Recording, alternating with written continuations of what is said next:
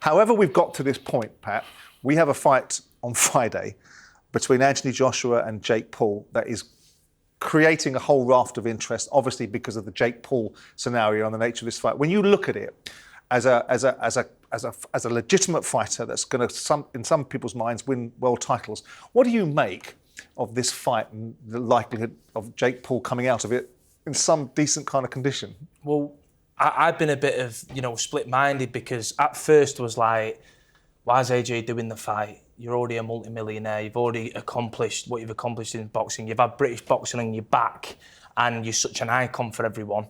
And then after I've been speaking to people and all that, they've been saying, yeah, but would you turn down, I don't know how much he's getting, 50 mil or something? Or 75 apparently. Yeah. So would you turn down that sort of money that can change not just your kids' lives, because he's already changed his kids' lives, but in the next generation, and that's what you've got to think of. And in terms of the actual fight, this is the world we live in now. It's all about views, it's all about clicks. Right. And people just want to get in the camera and look at me. And it is a massive fight. It's bringing different eyes to the sport, but it is very, very dangerous. As soon as AJ clips him with them small gloves on, he's going to be hitting the deck, and he's going to be, he's just going to feel it. One person who had a view on it, and we'll talk about him a little bit more later on in the show, was Deontay Wilder. Let's have a listen to what Deontay had to say about it. As I look at it, for the fans, it put boxing still on the map, because it keeps boxing relevant, I would say. I would put that would be a great term I would put in there. Keep boxing relevant. Having exhibition fights like this, different celebrities and different things like that. I look at it as a fun thing for fans and stuff like that. I don't really take it seriously. What do you think about what Deontay's saying there, Duke? He's such a lovely man. Obviously we met him in Dubai, and he had time for everybody, and I kind of make him right. I mean, we all know this isn't a fight; it's an event. Yep. It's a spectacle, right. And we all pretty much are all probably in unison in saying that we know who's going to win, or we know how it all should pan out. So I make him 100% right. He's not wrong, is he? He's not said anything. No, nothing particularly controversial. No, not at all. I think it's probably quite straightforward what his thinking is about it. A lot will be made about Anthony Joshua's legacy. And a lot was made, I think it was made by all of us, when he fought Francis Ngannou. Because obviously Tyson Fury had gone in against Ngannou and made a bit of a horlicks of it, because then it started to hear about MMA being the predominant combat sport, and how MMA fighters have got more about them than fighters. And everyone was pleased to some extent that Anthony Joshua went in and cleaned Ngannou out and put boxing back where I think it should be, which is the elite combat sport. How important is it, given that Duke's description of it is absolutely perfect? This is an event. You've got three types of sport, haven't you? You've got high-end sport, where you've got Better BF fighting Bivol. Then you've got sort of contrived, curated elite sport, which is Conor Benn versus Chris Eubank. And then you've got an event, entertainment. But how important is it that perhaps Anthony Joshua gets him out in a round or 2 rounds? Or does it really not matter that much, given it's a big bag of money and everyone knows what it's about? I think the importance of boxing, lies on Anthony Joshua's shoulders again. He restored the faith in boxing when he knocked out Ngannou the way that he'd done it after, the struggles that Tyson Fury had. And we're in a similar sort of space here with Jake Paul, because of the way he's shouting his mouth off, and how is he really that delusional that he thinks he can beat Anthony Joshua? Well, in the build-up so far from what we've seen, he is.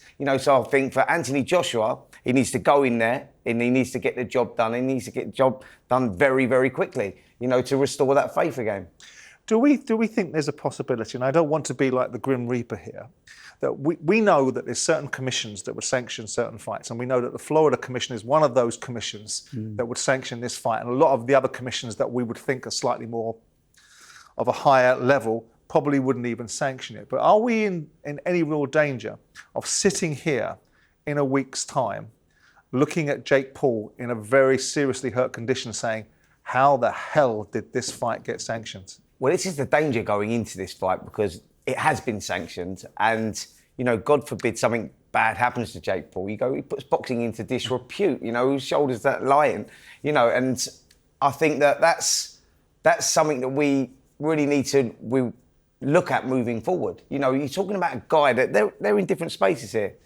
Forget where Anthony Joshua is in his career. He's a 2-time world heavyweight champion, and he's still at the top of the game to some extent. Yeah, he may not be the fighter he once was, We're talking about a kid here who was on the Disney Channel just a few years ago. You know, he's turned over into white-collar boxing, never really boxed anyone of any substance, going in against Anthony Joshua now. So there's a huge gamble on boxing shoulders with this fight going ahead. Do you think, Pat, do you think Jake Paul is good for boxing? A lot of arguments will be made that he is a window into boxing and that it opens a lot of doors. And for people that potentially want to look at the sport, now young kids are looking at it through a different prism. It's landing on Netflix because he's got a massive following.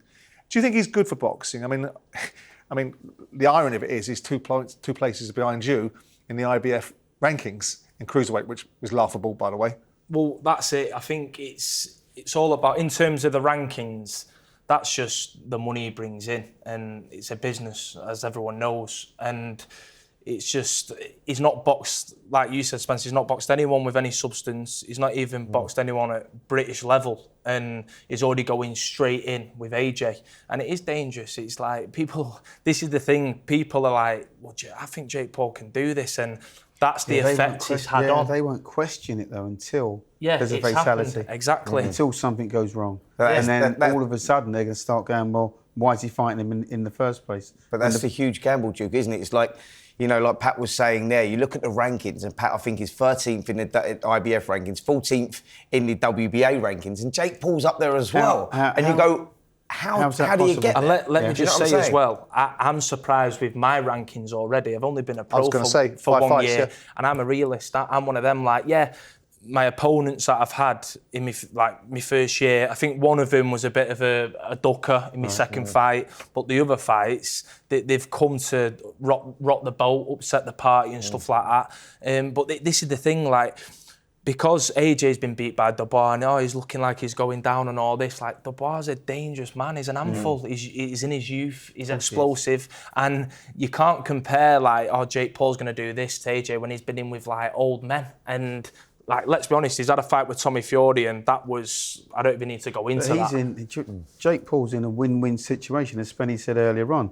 If he loses, he's supposed to lose. If he wins, he's climbed Everest. Yeah. I think if he makes the second round, then every second that goes past, he gains more credibility. And that's the worry, though. Don't you think, guys, that because Anthony Joshua knows this, going into this fight, he knows it's a fight that, look, we can't see him. He's not going to lose. He won't lose. And he knows he has to get the job done and done quick. And that is the worry, really, for Jake Paul, because AJ goes out there and, you know, he gets the job done. What happens if he doesn't get it done quick? It's massively damaging. Builds up, absolutely. Of course. I mean, I spoke to Eddie about it a couple of weeks ago when it was a little bit longer than that, when it was first announced, and I said, "Do you not worry?" I mean, it's like asking the devil there. Do you not worry about the health situation surrounding the circumstances here? And he's like, "Well, no, because the kid thinks he can win this fight. He's deluded. He actually genuinely believes he can win this fight." But Eddie's thoughts were that he doesn't get the kind of outcome that Ngannou got. That there's a bunch of punches, a flurry of punches that get Jake Paul out there, maybe a body shot, and it's taken out that way, rather than a clean shot. Because if he gets a clean shot, Jake Paul, despite the fact he's probably sparring with seasoned, heavyweights and fighters of a certain level, I think Lawrence Okole's been in with him a few times sparring. If he gets caught with a punch, like Anthony landed on Ngannou, he is going to be bang in trouble, isn't he? Well, absolutely. Here it is, though. If he can catch Ngannou with that right hand, which he did, why on earth wouldn't he be able to catch Jake Paul with that? That's the point. So it's the footwork. I watched something on the train here, and Jake Paul was saying, Ngannou's stuck in the mud. I'm not going to do that. I'm going to dance around. He ain't going to hit me. But in boxing, you're going to get hit at some point. Yeah, but he'll run around, obviously. And he'll probably play cat and mouse for quite some time. I wouldn't be surprised. But you don't think he's got the feet, do you? Paul Smith and you as well were saying that he doesn't have the feet to do that. He doesn't have the movement to be able to get away from Anthony Joshua. And isn't Ngannou? Let me ask this question of you guys. Isn't Ngannou went into that fight pumped up by the knowledge that he dealt with Tyson Fury, and in a lot of people's views, won that fight. Gone into that fight as a natural fighting machine. Jake Paul is a manufactured fighting machine, which is why potentially Ngannou got pinged on the chin. I don't think Jake Paul puts himself in that situation. He probably gets what Eddie suggests, which is a flurry of punches which gets him out there. Everyone goes, job done. Anthony Joshua's done his job. And everyone thinks that no one goes out on a gurney. Let's hope that's the case. You know, last thing I want to see is that boy get hurt. But, you know, like I said, I think he'll run around, and I mean literally quite run around. You Tom know, and Jerry. It'll be a game of Turkey cat yellow and mouse. shake. What do you think, by the way? Do you think I don't AJ care. goes... No, but I know you don't care, but I'm just curious to know. Do you think AJ goes out there and puts it on him straight away, or do you think it's a little bit of cat and mouse? But I can't insert myself into the mentality of you boys because you're fighting machines, right? And that's what you do. But there must be a switch in a fighter's mind, like Anthony Joshua, when you're facing real... Anthony Joshua's danger in this fight is humiliation.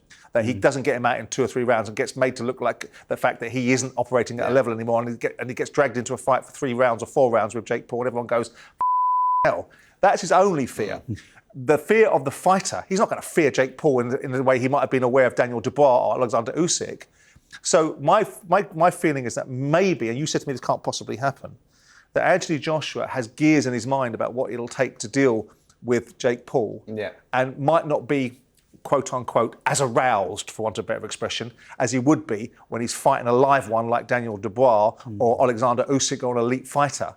That's what I think happens. Yeah. And there's gears in Anthony Joshua's mind, so he does enough to get him out there in 90 seconds or whatever it is. So I think that with the pressure on Anthony Joshua's shoulders in this fight, because he has to get the job done and get it done quickly, he knows that getting into that second round now, everything's going against him. If they go to the third round, it's starting to become disastrous for Joshua. I think, look, OK, Jake Paul's going to try and run around the ring.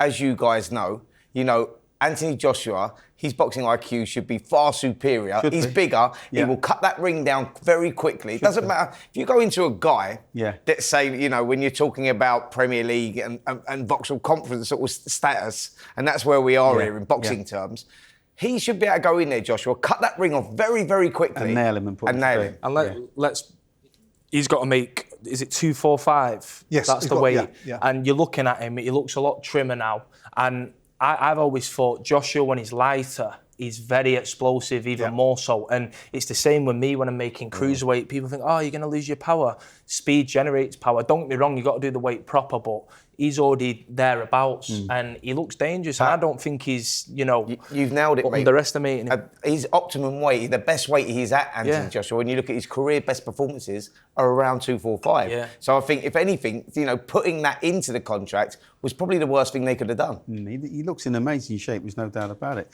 Let's just hope he gets the right result and quick. When you look at the number 15 ranked cruiserweight in the world, as a fighting man yourself, how quickly do you think you'd go through him? How quickly would I go through him? The thing is with me, my mindset, every single time I go into a fight, I always bring myself down to the bottom all the time. And that's what gets me so pumped up for it. I think this guy is stronger than me, faster than me. He's worked harder than me. And I have devils in my head going at me like that all the time. But then that's what gets me super, super sharp. And I never want to lose that mindset. So, if you ask me now, would I knock him out? Yeah, I would knock him out as soon as I clip him, especially after watching him against Tommy Fury and stuff. And I know people are saying he's improved a lot on the bag, but he just did that on the bag for a quick 10 seconds. And if you look at his feet, he's jumping back on. You can't do that with your feet for 12 rounds, 10 rounds. Yeah. But I would get him out of there, 100%, definitely. Yeah, I don't doubt it.